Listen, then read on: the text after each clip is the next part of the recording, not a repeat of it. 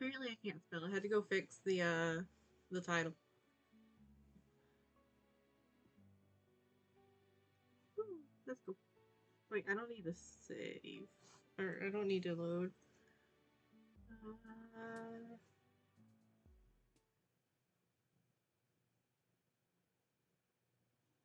So did this one the first stream and this one the second stream. So on to the third. Let's go.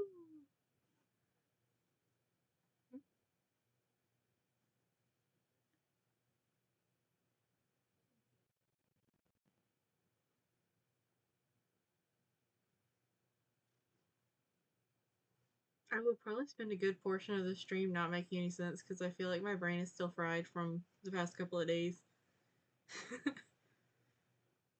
Putting one foot in front of the other, you continue on through this strange alien world. Let's go! Yeah, I'm still pretty sure I got heat exhaustion 2 days in a row. But don't worry, that'll be hopefully fixed now. Just when you think stuff is beginning to make sense, it all slips through your fingers and becomes even stranger and more alien.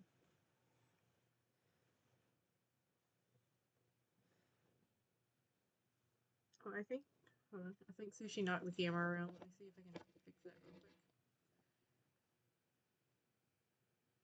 quick. Okay, there we go.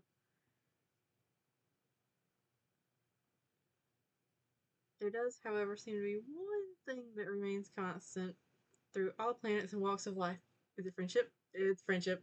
I'm trying to do better with like readings on stream because it does cut down on the like dead silence. You're on the prowl for more. It would have perhaps been wise to stay with one of your wonderful new friends until you're fully healed, but as Martha Stewart. Okay, so it was not the advice that I was expecting. As Martha Stewart said, visitors like fish begin to smell after 3 days. That wait, hold on. Did Martha Stewart actually say that? Let me look that up.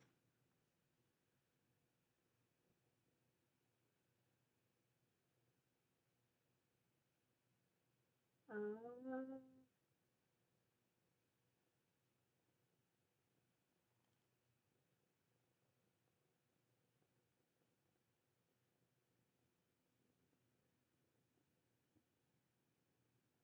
it is far too much effort for me to actually look any further than I already have. I don't immediately see it. So I'm not gonna figure that out right now. I'll worry about that later. You're almost oh, that explains a lot. You're almost positive Martha Stewart said that. Nevertheless, you soldier on in your endless quest for companionship. Where will your travels take you next? Probably to some dungeon.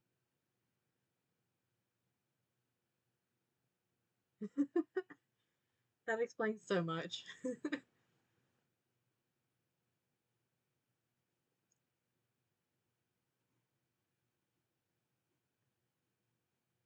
How am I supposed to choose here? Uh, um,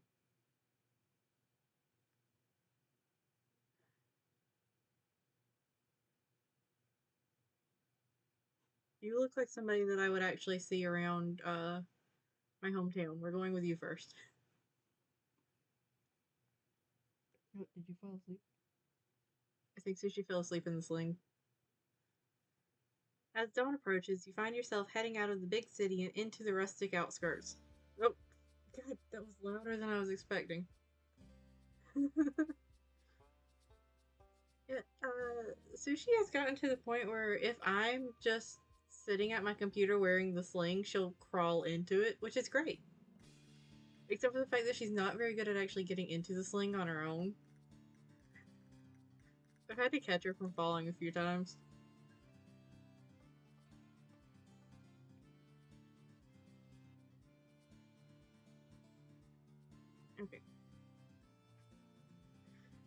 Oh, that's a lot of text. Man, the sun sure is bright on this planet. It's rising over the crests of the distant hills, a huge fiery ball. The later it gets, the bigger and brighter. Wow, I already can't read. The bigger and bigger it grows, way bigger than you've ever seen the sun on Earth.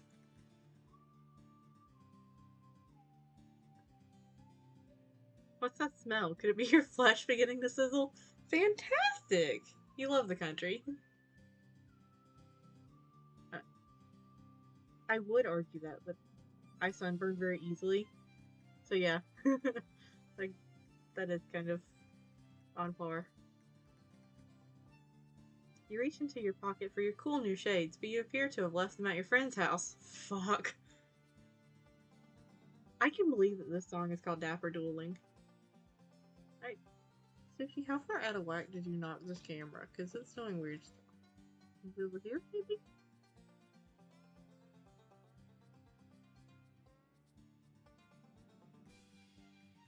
Okay, I think that's better. You gotta get yourself together. The recent physical trauma and extensive blood loss has you a little fuzzy. You weren't built for this wilderness survival shit. I was not. I was built to be hidden away in some lab somewhere, and then they let me free for a while. You're starting to wish you'd just stolen a fucking Lamborghini or something instead of a spaceship. Wait, we stole our spaceship? You know what? No, that makes sense. This seriously isn't looking good. The city is too far away now for you to turn back, so you have no choice but to keep walking. Oof. Maybe you can find a cave or a hole in the ground. Maybe you can just cover yourself with grass. We're gonna become a groundhog.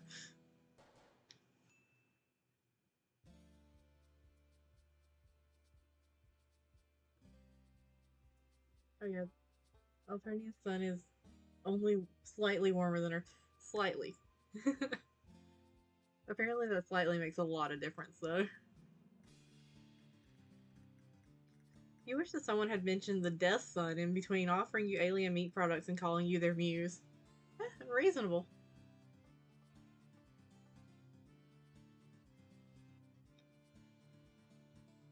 Off to your left in the distance, you catch sight of what might be the shimmer of sunlight on grass. A window? Oh, glass. Wow. This entire stream is going to be like that. I'm going to be misreading everything. A window? A solar panel? You could seriously clean up with renewable energy on this planet. Should you change your trajectory and go towards the shimmer? It might just be a mirage. If we die in the wilderness, we die in the wilderness. You turn your aching, stinging meat sack towards the distant, promising sparkle of safety and succor. What the fuck does succor mean? Hold on. Why do I feel like this game has made me look up more words than anything else has this entire, like, past year? I went to college and I don't know some of these words. To be fair, I don't remember much of college, so... Assistance and supportive times of hardship and distress. Okay.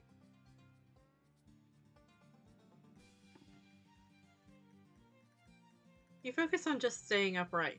One step at a time. It really does. I'm glad it's giving me more vocab, but I really thought I was away from those days. Just keep swimming, or whatever. God, this sun, though. You need SPF 5 million for this nonsense. But then, almost like it picked itself up to come scuttling to meet you, you suddenly find yourself in front of a long, low structure. What? Did a... Oh, God. I'm going to grab water. Eee.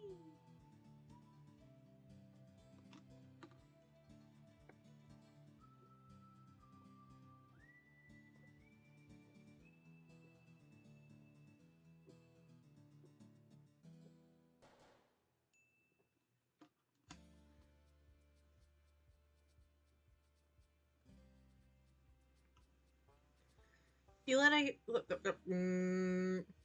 Let's try that again. You let out a yelp of anguish, pounding on the door. At least you hope it's the door? Oh, I can't even see you through the sun. What in the world? The door opens and you fall inside with one of the most pathetic whimpers of your career. Oh, sorry, hiccup.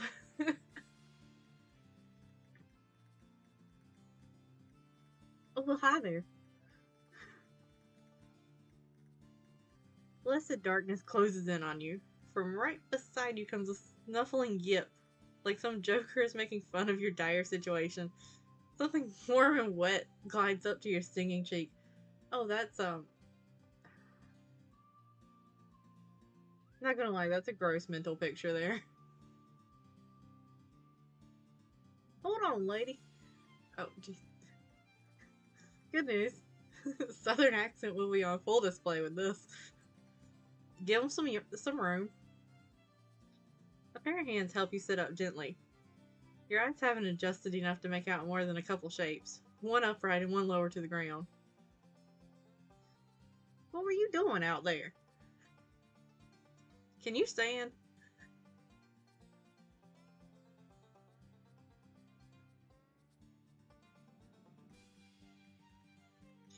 Strong arms pull you to your feet. You wonder if everyone on this planet is strong or if you're just extremely flimsy. They guide you to a chair at the end of a long table. I'm going to assume we're just extremely flimsy. Because, I mean, we look like we are drawn on paper and brought to life like a doodle bob. Stutteringly, you begin to explain yourself, that you are an injured, exhausted traveler who is ravenous for pals. Well, bless your heart. It really is hard to tell.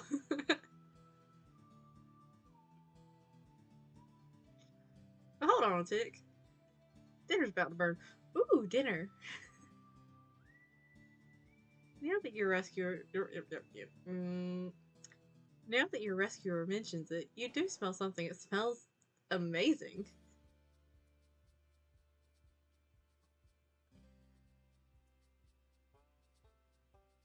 Funny you should just blunder in here like that. I was just saying, wasn't I, lady? It's been so long since we had any sort of guests who weren't Imperial drones or out to rob us. You rub your watering, slowly clearing eyes, and when you look back up at your rescuer... Wow, words. And when you look back up, your rescuer finally comes into focus. She's tall. Taller than anyone else you've met here, you think. Also, maybe a little older. Not that you're an expert in troll physiology. She just has an air of knowledgeable competence.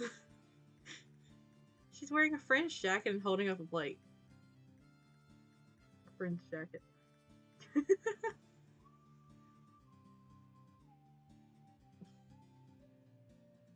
There you go. Your oculars feeling any better? By the by, my name's Skyla. Pleasure to meet you. I think I'm already in love.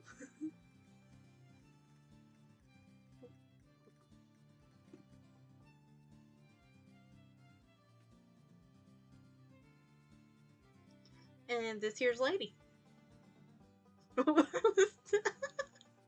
I was not expecting a terrifying dog. She looks down, and at first you think she means the table. But then you look under the table at the giant monster dog looking up at you. You jolt so hard you almost fly backward out of your goddamn chair. Whoa there! Yeah, that's... I was not expecting that kind of thing.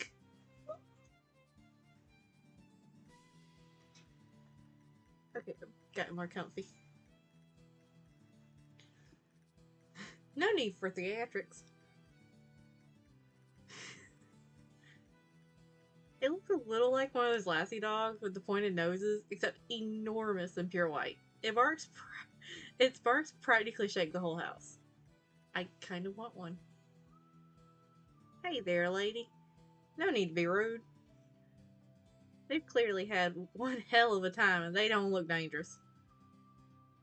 Just really peculiar. Besides, if they try anything, you and me can take them. Skyla puts her hands on her hips, staring you down with thunderous yellow eyes. Please, ma'am, I am not in danger. I just want to be friends. Right? No funny business, you hear? I think there's a cat hair in my nose.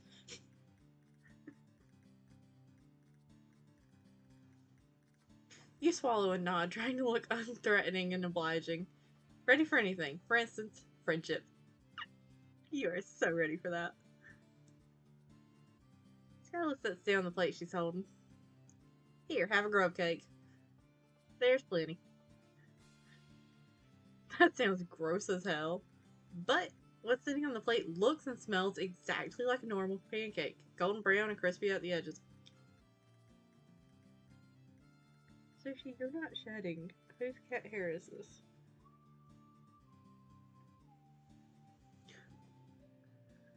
There's boiled tree blood too, if you like. Also, churned dairy product. I like that that's a very, I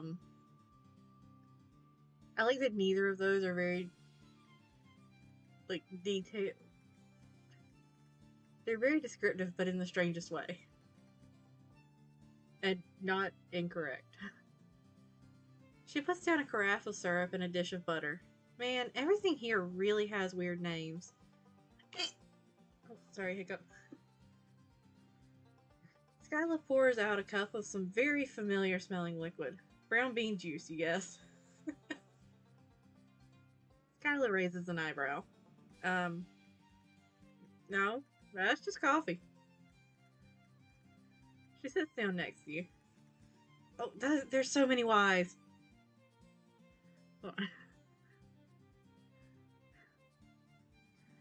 You're lucky you were only out in the last